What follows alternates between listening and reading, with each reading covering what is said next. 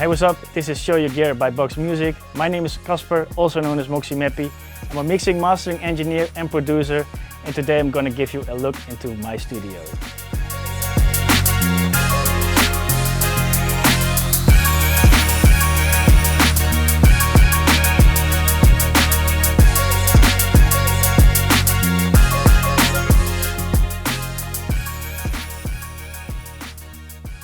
Alright, let's start with my audio interfaces. These are from Universal Audio. I have one Apollo X6 and one Apollo 16. So I have a lot of inputs, so I can route everything in my DAW directly through the inputs and outputs without me needing to patch something. Also, why I love to use these Universal Audio interfaces is because I can record without latency. So if an artist needs auto-tune or a delay or reverb or anything, I can just do that inside the console app without any latency. My main bus processing unit, so I for summing, some kind of summing mixer. I use this on top of on my mixing chain before I do limiting, which it has a saturation, EQ, and high filter compressor, which just compresses the high frequencies, and a stereo imaging. On this side, I have other stuff which I use for recording vocals, but also for mix bus duties. This is the Stem Audio SA4000, which is a copy of the SSL-G bus compressor. Works really good if you want to compress your mix bus. I have these two EQs by Maag. Yeah, I mainly use this for the top end when I need to boost some high frequencies, which is, this one is legendary for that. I have the Prometheus EQ by Wes Audio. This is a Pultec style EQ, which is digitally controlled, so I can, if I need to open my project on a day after I did the mix, I could just open the plugin, remembers everything, every setting I did. This is the 1LA by IGS. This is a LA2A compressor in a 500 series module, and I have the Neve preamp 1073, where which I use for my microphone, which is Neumann TLM 103. And here is the Audient ASP 800. This one is an expander for my inputs. When I need to record drums, I cannot record drums in this room, but when I need to record drums, I can just bring this with me with a smaller Universal Audio Apollo interface, and I can connect these with ADAT, and then I have 8 extra inputs. That's it for my hardware. On here I get asked a lot of questions about this unit. This is the MP controller by MP MIDI, and this is how I use it.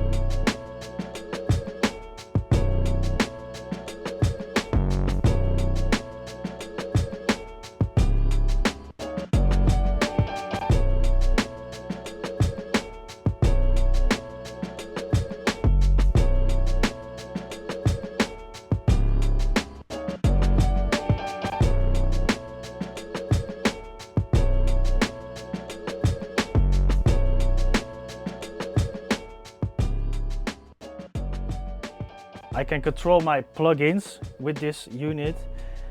So if that gives me a sort of analog, it makes me feel like I'm working with analog gear instead of just plugins. So I can twist knobs over here and it controls the plugin. And I can also say, so now it has a compressor. If I want to EQ something, I can just press on my favorites. Let's say I want to have a Pultec EQ. I can jump on that, and then I can boost with the knobs. So it works really cool if I don't want to use my my trackpad and sort of give me an analog feel of mixing. I mainly work from my MacBook, which is over here, an M1 MacBook. I have four speakers. Oh no, six speakers. I have the Vocal Trio 6BE, which are my main speakers. They sound really good, and I'm really happy with them. I think I have them already for, I think, almost 10 years. And I have the NS10s, which I also really love. Sometimes I forget to switch to the vocals because I don't know. I really love the sound of the NS10s. A lot of people hate those speakers, but I really like them. And I have these mix cubes as well. Don't use them as much anymore because I have the NS10s now. So if I have to check my mixes in mono, I'm just switching to these. I have the TC Electronic Clarity M Stereo. This is where I check my loudness and my stereo image.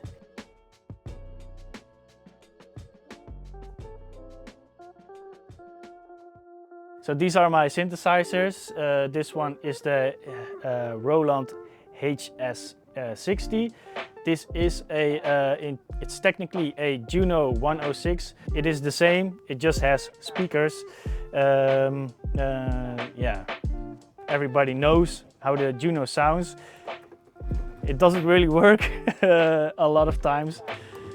I have to press a few knobs and then it starts working. But because it's a really cool and old synth, I don't want to get rid of it. Down here we have the Juno 6. It's also a classic one. This one works better than the one above. I'm not really good at playing keys. That's why I work a lot with MIDI. All my synths have a MIDI in, and somewhere around at the back here I have a MIDI in and out put.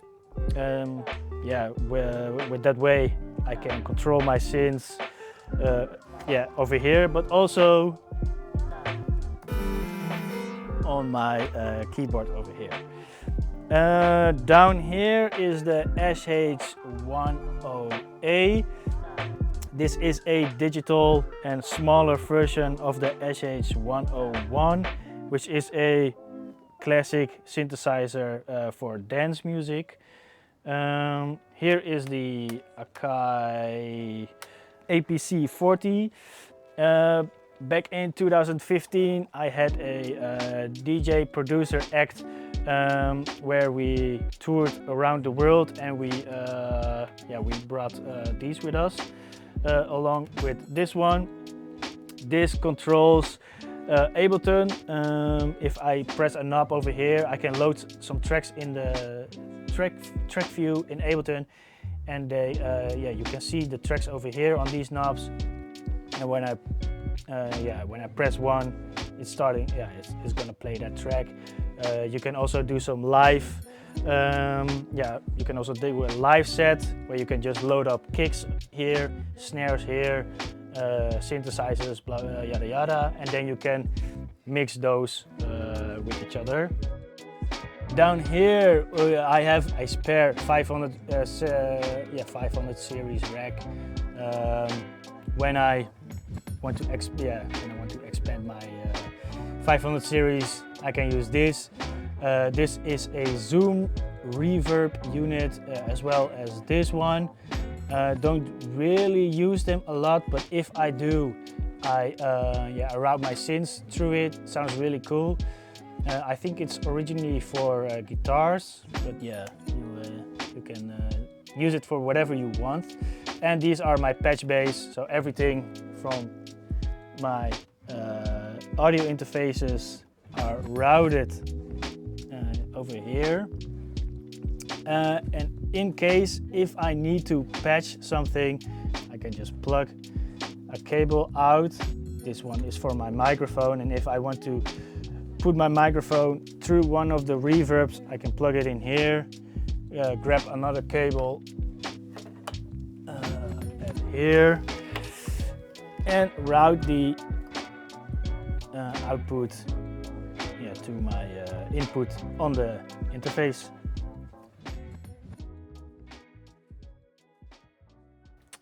All right, here are my guitars. I have two acoustic guitars back from when I was a teenager. I have a bass guitar over here, I don't know, a Stag bass guitar. Here is a Epiphone guitar and a Fender Telecaster. With this guitar I record a lot of my demos for my punk band.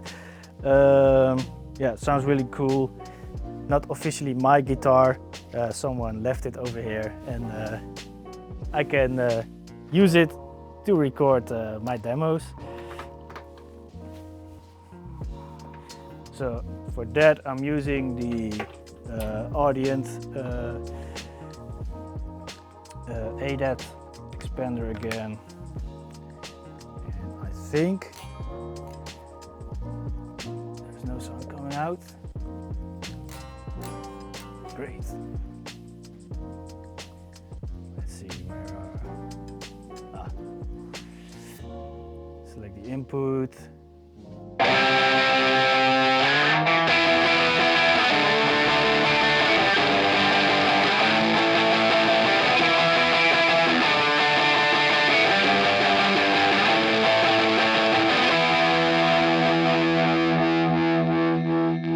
So yeah, if I had selected the right input, everything in my studio is plug and play. Yeah, that keeps my creative energy flowing.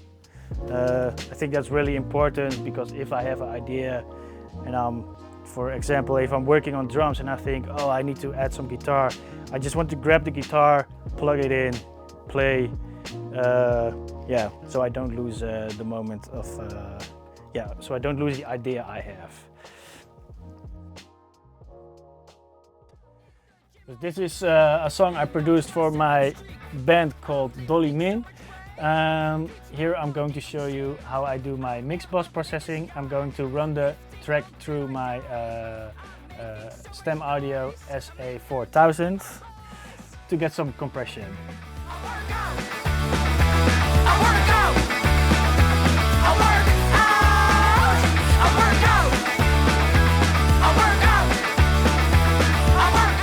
So I'm always aiming for something, for somewhere around 1 and 3 dB of gain reduction with a really slow attack and a fast release. Yeah, when I'm happy with the compression I did over here, I'm aiming for, I'm going for my summing mixer, the SSL Fusion.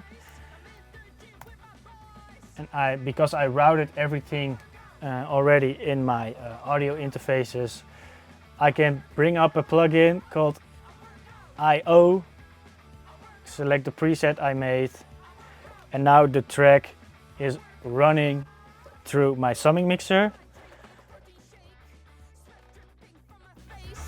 I'm staring at your butt while you do a low squat. I'll grab you by your hips, give you unwanted tips. I achieve my body goals, so I can act like an asshole. And I want the high filter compressor to react to the S's and T's from the vocalist and the harsh hits from the snare. And I'm doing a little bit of stereo imaging as well over here.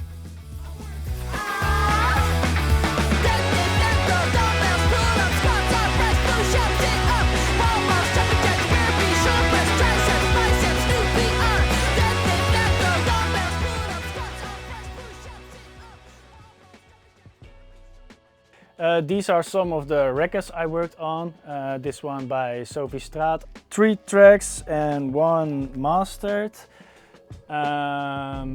This is one of my first punk records I mixed, also by Sophie Straat, and this is a record by Hef. This was my first work with a bigger artist. I'm really proud of having the vinyl of this. All tracks are mixed and mastered by me, and I produced 2 by Vaske. All tracks mixed and mastered by me, and 2 tracks co-produced by me.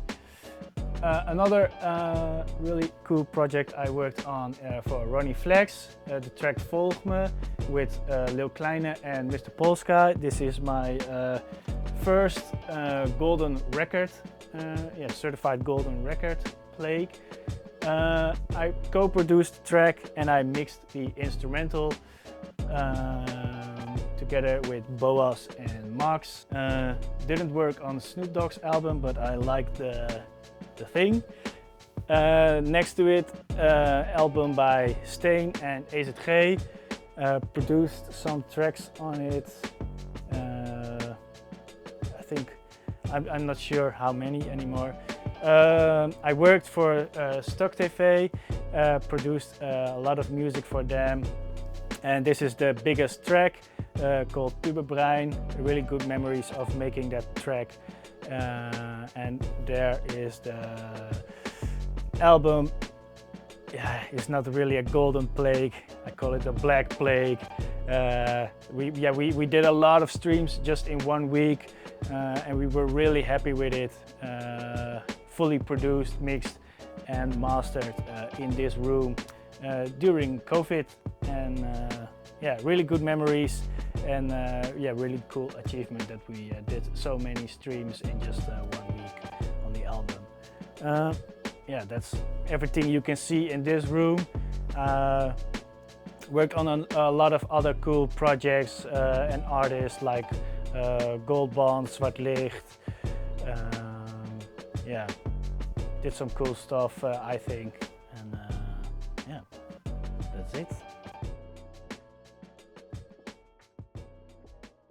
Yeah, a tip if you're an artist or a producer and who wants to work with bigger names, I think you just have to reach out, see what smaller artists, those bigger artists work with. Start there and climb up from there. It's a struggle for everyone. It's a struggle for me as well. I still think, sometimes I want to work with this artist. How do I reach him?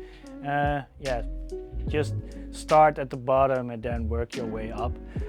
And also because of social media now, it's super easy to reach artists or people who work on labels, project managers. You can reach out to those. Say, hey, I'm a producer. Here are my beats. And the biggest tip I have: start small and then build your way up. Alright, this is my studio. I hope you liked the video. If you did, drop a like, subscribe to the channel, and I hope to see you on another one. Peace.